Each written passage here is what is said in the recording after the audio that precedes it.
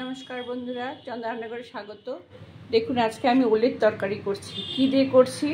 আলু, এই ওল, হ্যাঁ, আদা বাটা, জিরে, গরম মশলা, শুকনো লঙ্কার গুঁড়ো, একটু আটা লাগবে, লবণ, হলুদ আর চিনি। এখন আমি দেখুন এই যে সর্ষের তেল সোমবারা দিলাম, আর সর্ষের তেল দেখছেন দিয়েছি। খুব সুন্দর করে আলু আর ওল ভেজে নিতে হবে। দুটো তেজপাতা দেব, দিয়ে ওলটাকে সুন্দর করে ভেজে নেব। হ্যাঁ, বড় কড়াই, খুব তাড়াতাড়ি হয়ে যাবে। তেজপাতা আর জিরে সোমবারা দিলাম। হ্যাঁ, জিরেটা সুন্দর যখন গন্ধ বেরোবে তখন আলু ছেড়ে দিতে হবে, কিন্তু খুব পুড়িয়ে ফেলবেন না। হ্যাঁ, একদম পুড়বে না, মানে জিরের গন্ধ বেরোলেই একটু তেলটা মানে ধোয়া ওটা তেল না করতেই এটা দিয়ে দিতে হবে। হ্যাঁ, তবে এটার একটা সুন্দর স্বাদ আসবে। জিরের তেল, এটা জিরে দিয়ে একটু বেশি করেই জিরে দিতে হয়। ধর হাফ চামচ জিরে দিয়ে দিয়েছি। হ্যাঁ, এর মধ্যে আমি এখন একে একে সব দিয়ে দেব। হ্যাঁ, দেখুন প্রথমে আমি ছাড়বো আলু। দেখুন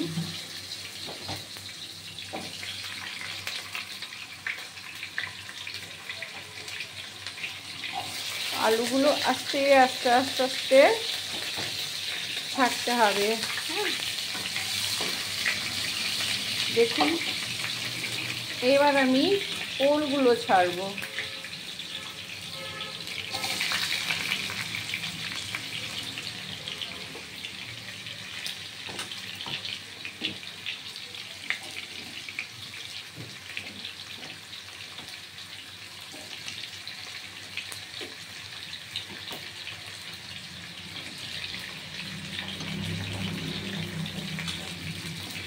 সব ছেড়ে দিলাম। হ্যাঁ,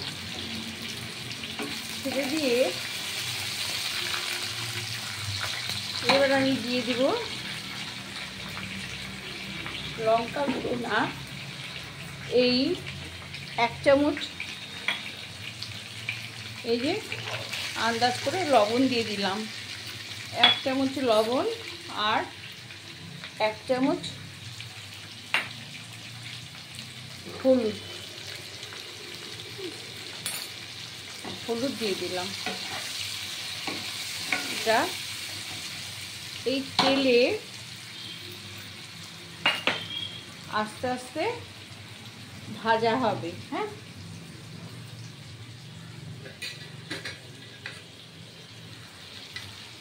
আমি ঢেকে দিলাম, 2 মিনিট ভাজা হবে। হ্যাঁ, তারপরে আমি অন্য মশলা দিয়ে কষিয়ে জল দেব। খুলে দিলাম,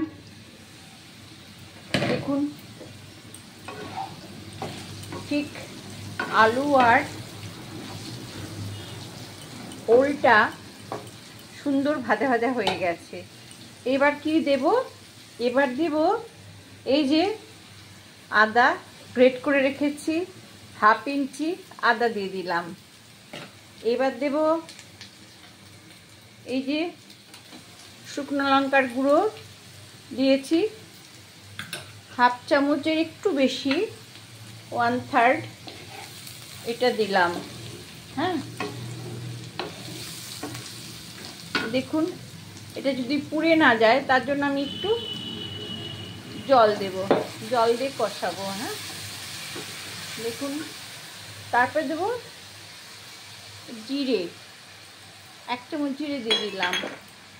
জিরে দিয়ে এটা কষানো হবে।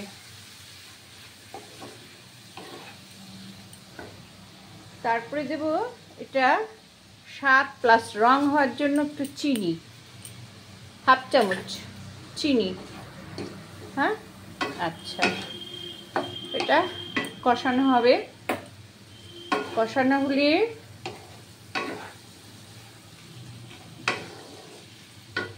দেব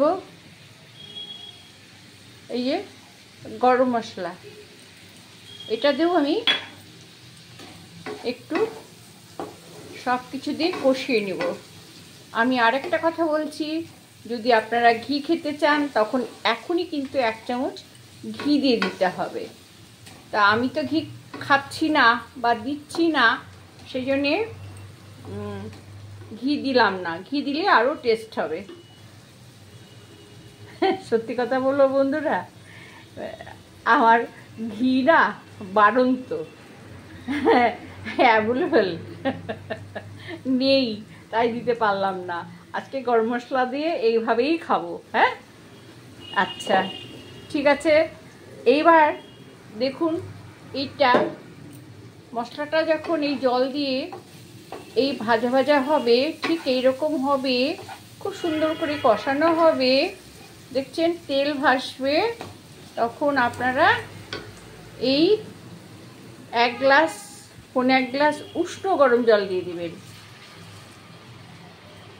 বা একদম ঠান্ডা জল দেবেন না, হয় ফুটন্ত জল দেবেন, না হলে গরম জল দেবেন। এটা এখন 5 মিনিট, দেখেছেন তো কালারটা কত সুন্দর এসছে, ঠিক 5 মিনিট সেদ্ধ হবে। হ্যাঁ, সেদ্ধ হলে তারপরে মাখা মাখা হলে একটু আটা ছড়িয়ে নামিয়ে দেবো। হ্যাঁ, দেখুন বন্ধুরা, আমার ওলের ঝাল হয়ে এসছে, দেখেছেন তো, এই দেখুন একটু ঝোল ঝোল হয়েছে।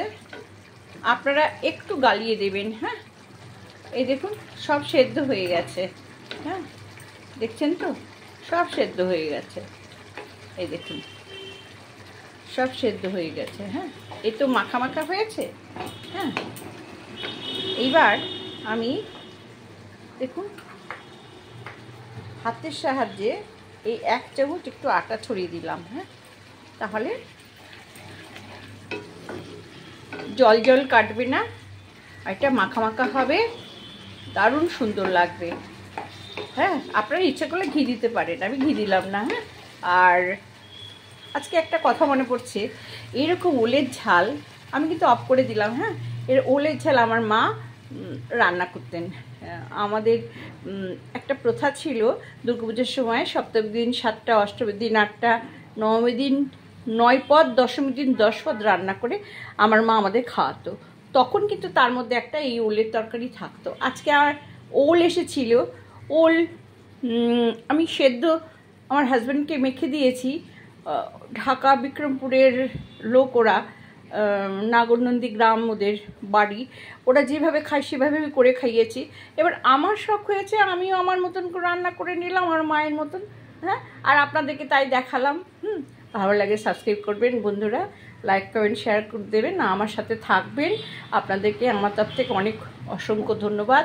আমি আপনাদের এটা একটু তুলে দেখাচ্ছি, দেখুন কেমন অপূর্ব হয়েছে, না দেখলে আপনারা বিশ্বাস করবেন না।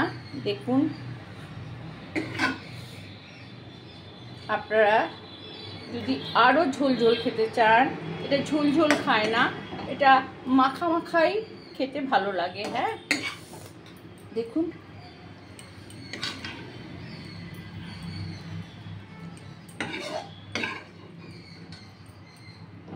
ঠিক এরকম মাখা মাখা হয়ে যাবে। হ্যাঁ,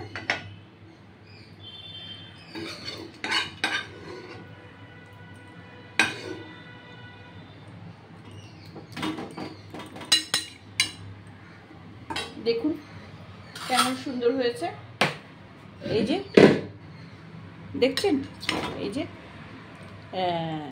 ঠিক এরকম হবে। হ্যাঁ, আচ্ছা বন্ধুরা, আমি রাখছি তাহলে, এখনকার মতো নমস্কার। আগামীতে আবার নতুন ভিডিও নিয়ে আসবো। হ্যাঁ, কেমন?